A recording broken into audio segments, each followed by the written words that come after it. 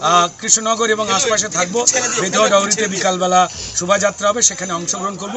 সমস্ত সনাতনী ভাই বোনেদের, মা দাদাদের বলবো চলে আসুন, একসঙ্গে মজা করব, দেখা হবে, আর অন্যায়ের বিরুদ্ধে ন্যায়ের পক্ষে আমরা শপথ নেব।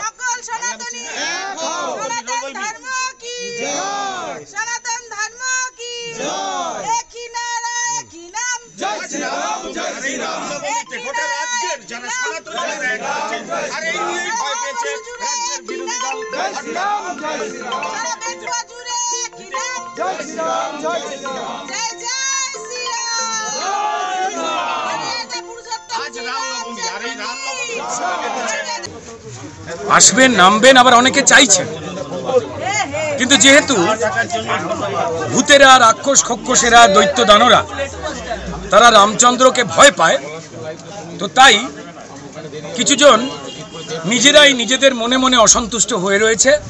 আমরা তবুও বলবো যে ভগবান শ্রী রামচন্দ্র তাদের মঙ্গল করুন, তাদের সুবুদ্ধি দিন। ধুমধামের সঙ্গে পালিত হচ্ছে, কালকে থেকেই শুরু হয়ে গেছে, বিভিন্ন জেলাতেও ছিলাম আমি। আমাদের অন্যান্য যারা নেতৃত্ব রয়েছেন শ্রদ্ধেয়, তারাও নেমে পড়েছেন। আর আজকে ভারতীয় জনতা পার্টির প্রতিষ্ঠা দিবস, দুটো একসঙ্গে পড়েছে।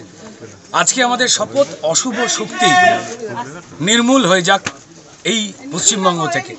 আমার সঙ্গে যে বাচ্চা কাচ্চারা যারা দাঁড়িয়ে রয়েছে, আমরা চাই না যে খবরের কাগজে, টিভিতে রোজ এরা চোর ধরা পড়লো, এই কয়লা খেলো, গুরু খেলো, চাকরি খেলো, এই কথাগুলো ওরা যাতে না শুনুক। আর আমরা এইটুকুই চাই। আর আমরা চাই যারা সত্যি কথা বলতে গিয়ে, তিনি মিডিয়ার মানুষ হোক, নিরপেক্ষ সাংবাদিক হন, সাধারণ মানুষ হন, তারা যেন সত্যি কথা বলতে গিয়ে তাদের আর প্রাণ না দিতে হয়। এই লড়াইটাই আমাদের। এই লড়াইতে ভগবান শ্রী রামচন্দ্রের আশীর্বাদ আমাদের সঙ্গে রয়েছে। এই লড়াই সমস্ত সনাতনীর, যারা সংখ্যালঘু মানুষ রয়েছেন তাদেরও ভালো আমরা চাই। আমরা চাই যে সনাতনীরা যেখানে আছেন সেখানেই তো সাম্প্রদায়িক সম্প্রীতি। কারণ আমাদের সনাতন ধর্মে কখনো লেখা নেই, কোনো জায়গায় বলা নেই, আমাদের ধর্মগ্রন্থে, পুরাণে কোনো জায়গায় বলা নেই যে দখল করতে হবে, ধর্মান্তরিত করতে হবে। আমাদের ধর্মে বলা রয়েছে বসুদেব কুটুম্বকমের কথা। এটাই আনন্দ, আর সেই পথেই এগিয়ে চলেছি। ওয়াকফ বোর্ডে কিছু অসাধু মানুষজন ছিলেন, যারা বিপুল সম্পত্তি, অর্থ যা ওয়াকফ বোর্ডের, আমাদের হিন্দুদের যেমন দেবত্ব সম্পত্তি, ঠিক তেমনই আল্লাহের প্রতি উৎসর্গীকৃত সম্পত্তিকে বলে ওয়াকফ। তো সেই সম্পত্তি গরিব মুসলমান সমাজের ধর্মাচরণ, মসজিদ নির্মাণ, কবরস্থান সংশোধন, হজে যাওয়ার ক্ষেত্রে একটু বাড়তি খরচ দেওয়া, যারা গরিব মুসলমান, বা স্বাস্থ্য, তাদের শিক্ষা বা হাতের কাজ শেখানো, এইসব কল্যাণকর কাজে খরচ হবার কথা। কিন্তু তার সেখানে খরচ না হয় এই পয়সাগুলো কারা যেন নষ্ট করছিলেন, এই ওয়াকফ বোর্ডের কিছু লোকজন, যাতে গরিব মুসলমানদের জন্যই ওয়াকফের টাকা খরচ হতে পারেন। তাই প্রধানমন্ত্রী মুসলমান সমাজের মানুষদের এই উপহারটা দিলেন, মানধাতা আমলের কিছু আইনকে সংশোধন করে।